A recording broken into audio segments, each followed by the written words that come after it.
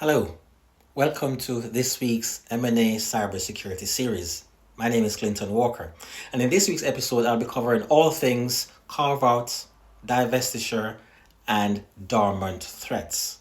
Now, the question here for this particular episode is, are you inheriting a hidden cyber sleeper cell? Sleeper cells is typically synonymous to secret services, spies, and all these nefarious people out there. And in this context, it is the same as it relates to malware.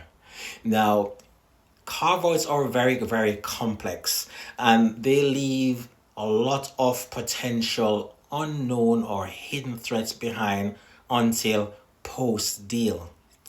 The complexity of these deals makes it even harder for the identification and management of these risks, because the software and the malware is very clever in evading standard cybersecurity controls. It tends to really look at, how do I stay dormant or invisible until the time is right?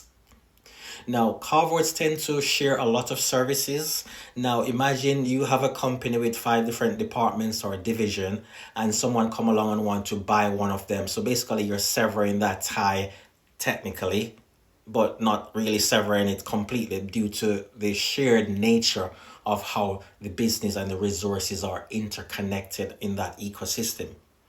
Now, this could mean that you share IP rights, intellectual property rights, you share the IT systems, as I mentioned earlier, the facilities, people, and all the core aspect of what makes that business great. Now, a case in point here is Aon, which is AON. They suffered a breach whereby a dormant piece of malware was activated post the acquisition, and that triggered a whole ripple effect of disruption across the business, thereby eroding the investment, disruption, loss of earnings during that whole phase of the post acquisition. So this is real scenario here, and it is important to really approach these carve-outs and divestiture in a really holistic way to make sure that all the key areas are looked at and looked at again.